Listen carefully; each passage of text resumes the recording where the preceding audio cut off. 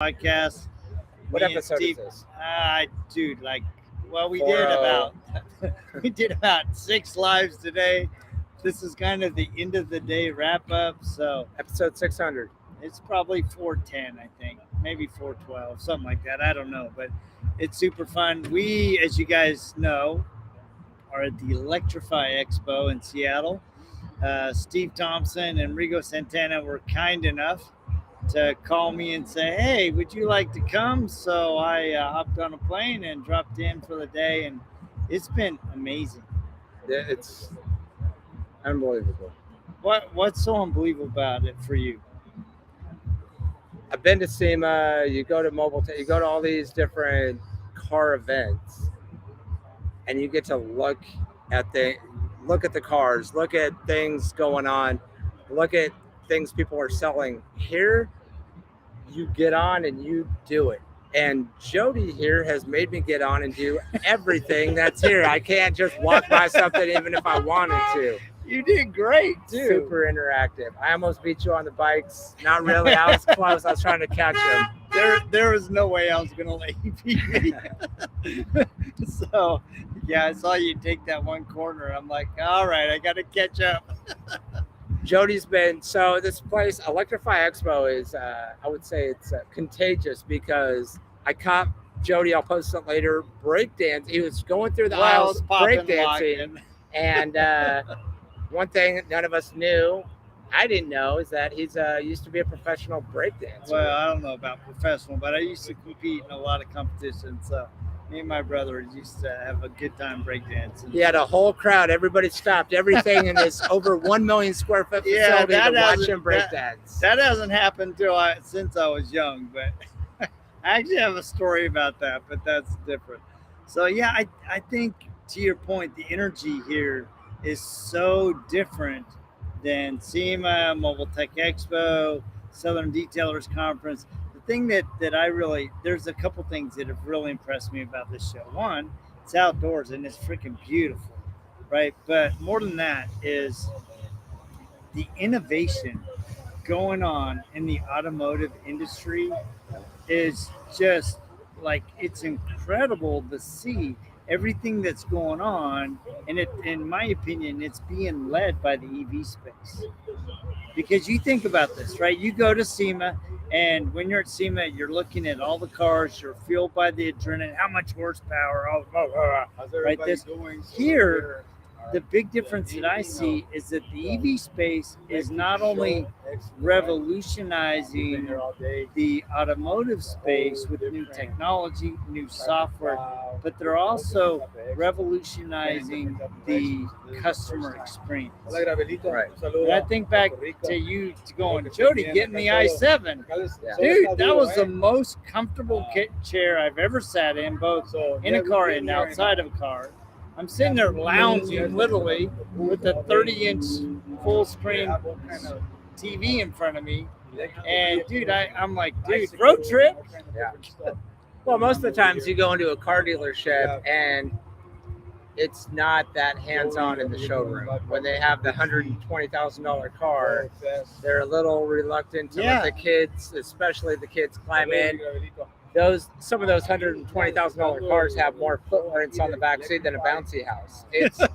People are just get in and do whatever you want. Yeah, and I really like that. It's like an interactive automotive show, right? And there are the few where they're personally owned.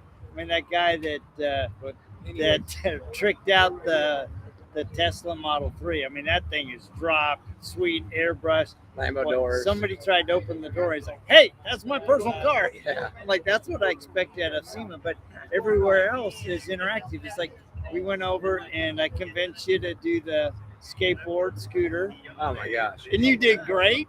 Jody took off. Jody's a professional surfer. Jody does everything. Like I'm trying to be like Jody when I grow up. Seriously, like it's so insane. But he takes off, and I was like, all right, well, I gotta at least try and match that. I honestly thought I was gonna be pushed in a wheelchair out of here today after all the stuff. And you did great. It was a blast. I mean, you had the little training wheel person for halfway around, and then all of a sudden you got your confidence and you took off. But it's not just, it wasn't just a skateboard. We literally had the controls to the skateboard in our hand. It was Bluetooth, like completely, the brake, the accelerator, all in your hand.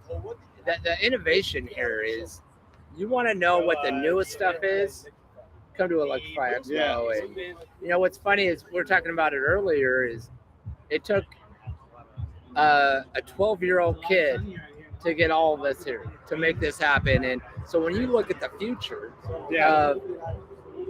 he is the future. Yeah. He is leading us on this journey.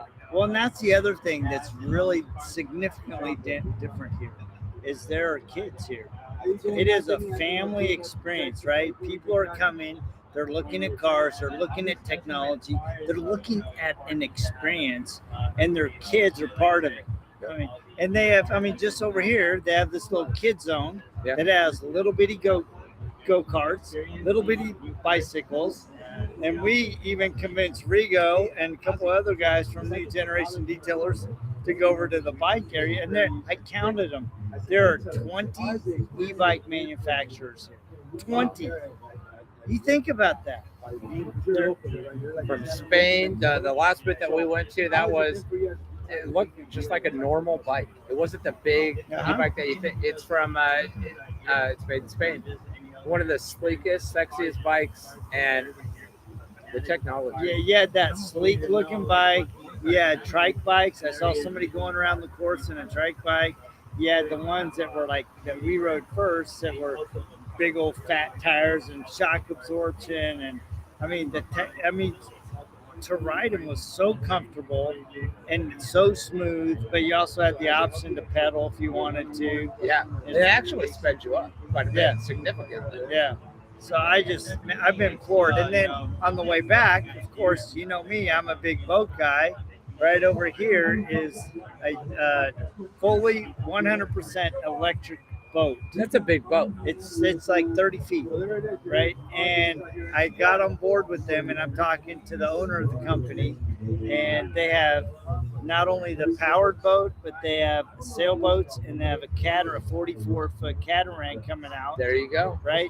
That is a hybrid of electric and generator, because in high power and high wind situation, high current, you need the added power that diesel offers that you can't get with electric at this point. So I love the innovation of two technologies, an older technology and a newer technology that's kind of leading the future. Kind of like that hybrid. Yeah. So it's really, I'm just really fascinated. It makes me really excited for the industry. I'm glad that you guys invited me to be out here and to be a part, and to be, look at this booth. This is the Detail Kids booth. And it's got the car in the back and space to represent the Sonex products, in front of us. And if I could throw just a quick, the people that are involved with Detail Kid and getting their products out there, just quality products. Next Diag, Auto Fiber, Eagle Abrasives, Sonex, Flex, RoadFS, of course. Amazing software. If you want to schedule Detail Kid, you got to do it through. That's right, RoadFS. Braun Brush, Dr. Color Chip, Metrovac, Lake Country, Braun Tapes, Kranzel Pressure Washers, Ragtop, Dimension Flex, Roll Air Compressors, and Adams Polishes. So, and I will say, you've done a really good job of not only highlighting the Detail Kid, your son Steven, right, but also giving a mad shout out to the sponsors, the suppliers that are backing it. And like you said, you just listed off some heavy hitters in the industry. It's the heaviest. And you have to give a shout out to Rigo Santana and the New Generation Detailers. A lot of this has been driven by Rigo's vision and passion around helping Steven really put a footprint on things. When you talk about Rigo Santana, I tell you what, Rigo was involved from the very beginning at Mobile Expo. He saw Steven. He saw the potential in Steven of his drive. And he has been the ultimate mentor. and I couldn't handpick anybody in the world to be his mentor over that guy, because he truly cares about him as a person as well as his professional development. It's personal and professional. I mean, you don't find that anywhere. Well, and I want to give it a obviously I speak Spanish, right? My understanding is really good. I wish I could speak a little better than I naturally do, but that's just because I speak to gringos like you most of the time, right?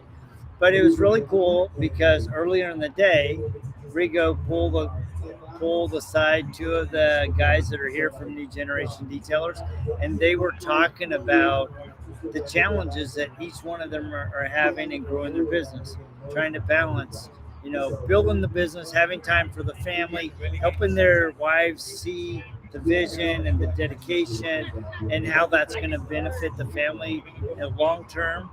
And I just really appreciate his perspective because listening to him both talk to English speakers as well as Spanish speakers, he's really approaching it from the standpoint of how can I help you be a good businessman, but more importantly, how can I help you be a good man or a good woman? Because your success is determined by how you are investing in yourself, how you're being authentic with yourself and going, all right, I have a weakness in here. I have a blind spot. This is my strength, but this is a blind spot. I need to figure out how to help myself. And Rigo's doing a fantastic job of helping people see that. You don't get that personal side.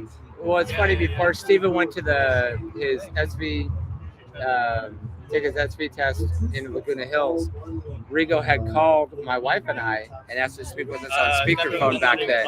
And this is way like right after he got a CD at Mobile Tech last year.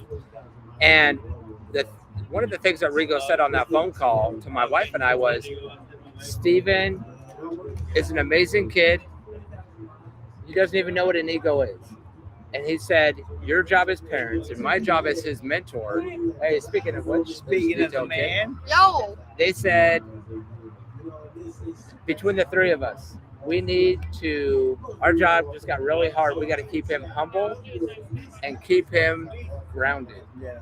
And that to this day is one of the most impactful phone calls that I ever had, because the caliber of things that he's done, cars, aircraft, just what he's done, he could very well be so full of himself and have an ego that I wouldn't even want to be around him. Yeah. It's like I couldn't even stand my own son, because there are people in the industry that are like that. You're just like, oh my gosh, here's this guy again. Really puffing your chest. Right. And I call it peacocking. Yeah. And so I can't thank Rigo enough for that, great. Because being involved in that group, New Generation Detailers, it's amazing. And another group that Steven just got involved with, their logo is right up here. Detailers of the Roundtable. Detailers of the Roundtable. Another group that's out there that wants to see the industry grow without the ego. Yeah, it's good.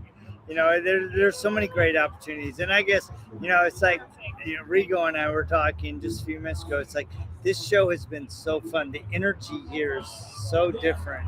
And we've had such a great day. And I appreciate you guys inviting me to tag along. And guys, you need to look for these kind of events. I've always been intrigued by the EV space. But I've kind of, if I'm honest with myself, I've been kind of a skeptic of the EV space, not a fan, or I've been interested, but I've been more of a interested skeptic, because I've looked at the battery technology and going, how are they going to build the infrastructure? How are they going to build longevity in the batteries? How are they going to recycle the batteries? Yeah. But you see, I think this kind of innovation is going to drive those type of answers to those questions. And I was watching a great thing on, I forget where I was, maybe it was on YouTube. There's a company out of Arizona that is now specializing in recycling the lithium batteries, and they have a whole process to do that. So I think the thing that really helps me is just, I look at kind of the innovation from every aspect of it, and the impact, most importantly, the impact on the customer. Because I think the customer experience in the EV space is completely different than the fuel space. The the gas-driven space. A big focus is a spotlight has been on it, and so yeah, I think that everybody's full speed ahead trying to see what they can do. And like you said, I think there's a lot of skeptics out there, and some people are just only EV, and some people are only gas. And I think there's got to be room somewhere in the middle Yeah. that, hey, I think there's a really good. I'm lost for words. I guess. Well, A what I'm going to say about this, I think there's space for both. Yeah. But personally, the one that I'm dreading is self-driving cars, because I personally don't want to trust a car to drive me. Plus, I love to drive my car. I don't want something else driving me unless it's an airplane. My So, daughter, my 16-year-old daughter, doesn't trust my driving. I can't imagine her trusting a car. Or Your maybe wife doesn't either. Well, maybe they would trust the car more than me. Maybe Your they're wife for it. definitely would. Yeah, she'd be all for it. So, but anyway, well, thank you so much, man. It's been a great day. Thank Guys, you. hopefully you've enjoyed us dropping in and out throughout the day to give you a flavor of this great event. They're going to be here for round two.